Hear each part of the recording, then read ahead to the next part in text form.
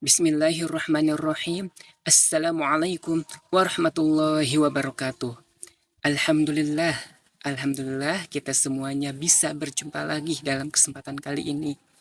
Dalam keadaan sehat walafiat. Semoga kita semuanya selalu diberikan kesehatan oleh Allah SWT, dijauhkan dari segala mara bahaya apapun, dan semoga kehidupan kita semuanya selalu diberikan keberkahan oleh Allah SWT. Amin ya Allah ya Rabbal Alamin. Alangkah baiknya untuk menambah keberkahan pertemuan kita pada hari ini, kita awali juga dengan membacakan sholawat kepada Rasulullah Shallallahu Alaihi Wasallam. Semoga kita semuanya mendapatkan syafaatul ujma di yaumil qiyamah nanti. Amin ya Allah ya Rabbal Alamin. Allahumma salli ala Sayyidina Muhammad. Allahumma salli ala Sayyidina Muhammad. Allahumma salli ala Sayyidina Muhammad. Sahabatku semuanya, kita doakan kepada siapa saja yang sedang sakit, baik itu orang tua kita, saudara-saudara kita, teman-teman kita, atau tetangga-tetangga kita yang sedang sakit. Semoga Allah cepat angkat penyakitnya dan segera digantikan oleh kesehatannya seperti semula, dan semoga sakitnya bisa menjadi penggugur atas segala dosa-dosanya. Amin ya Allah ya Rabbal Alamin. Sahabatku semuanya, di minggu-minggu sebelumnya saya sudah membahas tentang sifat baqo, sifat yang wajib bagi Allah.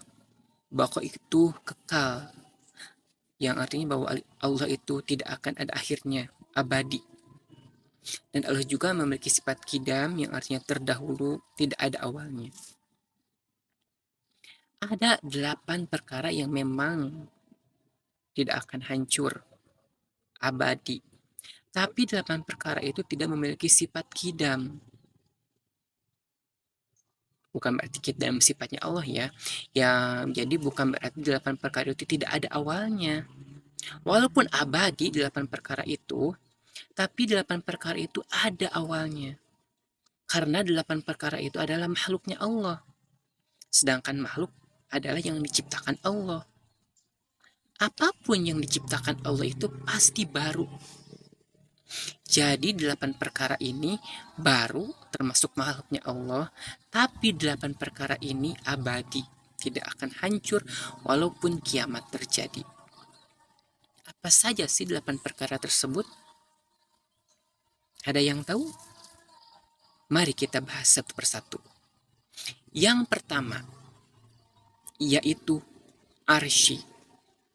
Arsy yaitu singgasana Allah. Ingat, hati-hati, jangan ada bayangan bahwa Allah itu memiliki tempat, bahwa Allah itu membutuhkan tempat.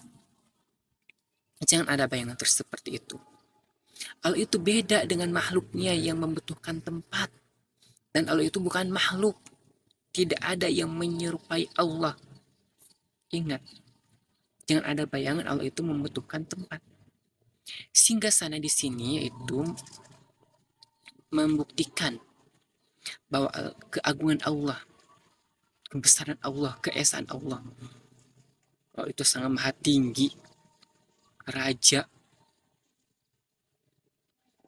Kita juga kan kenal raja-raja di dunia ini. Raja juga memiliki singgasana. Ini perumpamaannya, bukan berarti disamakan. Raja itu memiliki singgasana, bukan berarti raja itu terus ada di singgasananya.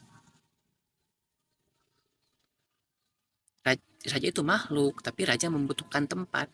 Tapi bukan berarti raja itu harus ada di singgasananya terus. Nah, Allah pun begitu. Tapi Allah itu tidak membutuhkan tempat. Singgasana itu sebuah menggambarkan sesuatu yang menggambarkan Allah itu agung, keagungan Allah, bahwa Allah itu mulia, patut untuk kita hormati.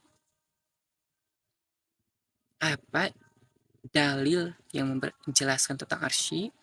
Ada dalilnya dalam surat Al-Haqqah ayat 17. Bahwa arsinya Allah itu dan arsinya Tuhanmu pada hari itu diangkat oleh 8 malaikat. Jadi arsinya Allah itu, singgasananya Allah itu dipangku oleh 8 malaikat. Jadi tidak akan hancur walaupun kiamat terjadi. Yang kedua yaitu kursi. Dalilnya dalam surat Al-Baqarah ayat 255 bahwa kursinya Allah itu meliputi langit dan bumi. Ingat, bukan berarti Allah itu duduk, bukan berarti seperti itu. Tapi dalam kata lain bahwa kekuasaan Allah itu meliputi langit dan bumi. Saking luasnya kekuasaan Allah. Bukan berarti Allah itu duduk di kursinya Allah itu, tidak. Ingat, Allah itu tidak membutuhkan tempat. Berarti Allah tidak akan duduk di kursi itu. Itu hanya sebuah gambaran, perumpamaan. Jadi kursinya Allah itu bukan berarti Allah memiliki kursi untuk duduk, bukan seperti itu, tapi menjelaskan bahwa kekuasaan Allah itu meliputi langit dan bumi. Kemudian yang ketiga yaitu Lauh Mahfud. Lauh Mahfud itu adalah sesuatu yang Allah ciptakan untuk menuliskan takdir manusia. Dalilnya ada dalam surat Al-Buruj ayat 21-22. Jadi semua takdir manusia itu Allah tuliskan di dalam Lauh Mahfud, di dalam kitab Lauh Mahfud. Kemudian yang keempat yaitu kalam. Kalam yaitu pena yang Allah ciptakan untuk menuliskan takdir manusia di dalam kitab Lauh Mahfud. Ada dalilnya dalam hadis yang diriwayatkan oleh Abu Dawud, yaitu hadisnya berbunyi seperti ini, bahwa yang pertama kali Allah ciptakan yaitu kalam, penanya Allah itu. Kemudian yang kelima, surga. Dalilnya dalam surat Hud ayat 108. Surga yaitu Allah ciptakan untuk balasan untuk orang-orang yang beriman. Surga diciptakan sebagai balasan untuk orang-orang yang beriman kepada Allah, melakukan amal kebaikan. Mereka kekal di dalam surga.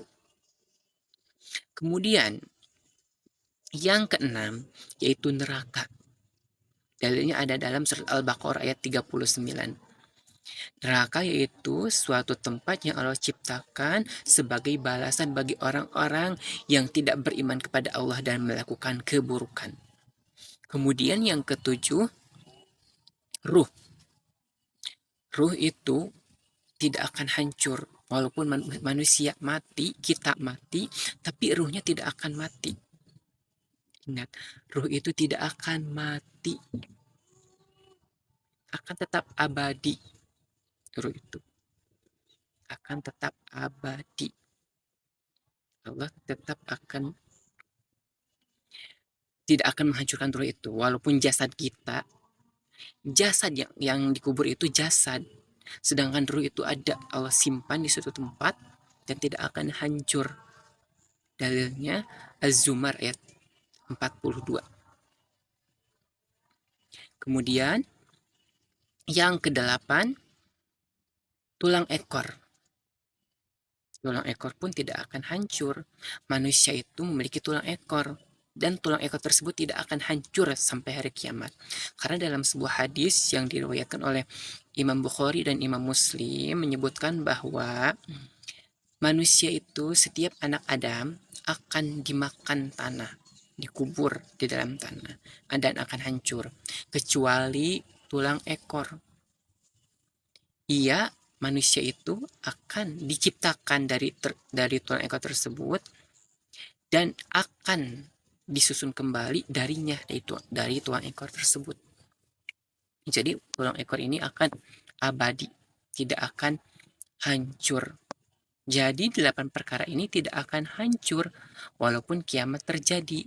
Tapi ingat, 8 perkara ini ada awalnya. Karena 8 perkara ini adalah makhluknya Allah Subhanahu wa Ta'ala.